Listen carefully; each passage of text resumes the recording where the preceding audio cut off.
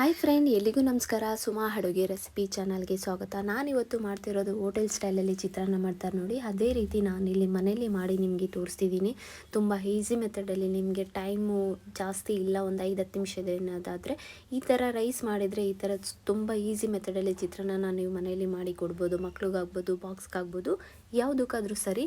ಬನ್ನಿ ಹೇಗೆ ಮಾಡೋದು ಅಂತ ನೋಡ್ಕೊಂಬರೋಣ. ನಾನು ಮೊದಲಿಗೆ ಇಲ್ಲಿ ಸ್ಟವ್ ಹಚ್ಚಿ ಒಂದು ಪ್ಯಾನ್ ಇಟ್ಕೊಂಡಿದ್ದೀನಿ.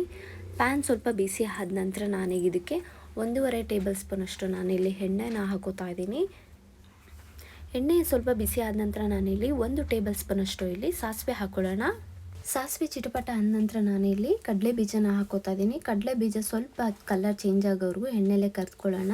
ಹಾಗೆ ನಾನು ಉದ್ದಿನಬೇಳೆ, ಕಡಲೆಬೇಳೆ ಹಾಗೆ ಸಾಸಿವೆನ ಆಲ್ರೆಡಿ ಮುಂಚೆನೇ ಹಾಕಿದೆ. ಕರಿಬೇವು, ಒಣಮೆಣ್ಸಿನ್ಕಾಯಿ, ಅರಿಶಿನ ಪುಡಿ ಹಾಕಿರೋದು ಮಿಕ್ಸ್ ಆಗಿದೆ. ಎಲ್ಲ 1 ಟೇಬಲ್ ಸ್ಪೂನಷ್ಟು ಹಾಕಿದೆ. ಸಾರಿ ಫ್ರೆಂಡ್ಸ್, ಆ ವಿಡಿಯೋ ಮಿಕ್ಸ್ ಆಗಿದೆ. ನಾನು ಹಾಕಿರೋ ಐಟಮ್ಸ್ ಇಷ್ಟೇ: ಉದ್ದಿನಬೇಳೆ, ಕಡಲೆಬೇಳೆ ಹಾಗೆ ಒಣಮೆಣ್ಸಿನ್ಕಾಯಿ, ಕರಿಬೇವು, ಅರಿಶಿನ ಹಾಕಿದ್ದೀನಿ. ಫೈನಲ್ ಆಗಿ ರೆಡಿ ಆಯಿತು. ಈಗ ನಾನು ಮುಂಚೆನೇ ಆಲ್ರೆಡಿ ರೈಸ್ನ ಮಾಡಿ ಎತ್ತಿಟ್ಕೊಂಡಿದ್ದೆ ನೋಡಿ.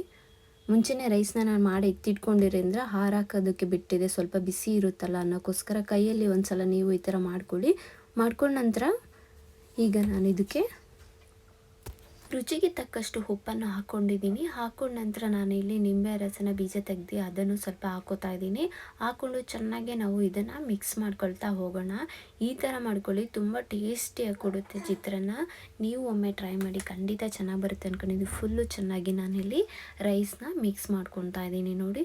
ಫೈನಲ್ ಆಗಿ ಮಿಕ್ಸ್ ಮಾಡ್ಕೊಂಡ ನಂತರ ನಾನೀಗ ಗೊಜ್ಜನ್ನು ಹಾಕೋತಾ ಇದ್ದೀನಿ.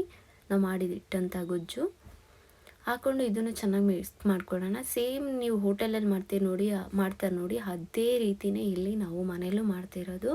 ನೀವು ಒಮ್ಮೆ ಈ ಥರ ಮಾಡಿ, ತುಂಬ ಈಸಿ ಮೆಥಡು, ಸಿಂಪಲ್ ಅಂದರೆ ವೆರಿ ಸಿಂಪಲ್ಲು. ಮಕ್ಳಿಗಾಗ್ಬೋದು, ಇಲ್ಲ ಲಂಚ್ ಬಾಕ್ಸ್ಗಾಗ್ಬೋದು, ಆಫೀಸ್ಗಾಗ್ಬೋದು, ಯಾವುದಕ್ಕಾದರೂ ಸರಿ ಬೇಗನೆ ಆಗುವಂಥ ರೆಸಿಪಿ ಇದು ಮಾತ್ರ. ಫೈನಲ್ ಆಗಿ ನಾನು ಚೆನ್ನಾಗಿ ಎಲ್ಲದನ್ನು ಕಲಸಿ ಎತ್ತಿಟ್ಕೊತಾ ಇದ್ದೀನಿ ನೋಡಿ.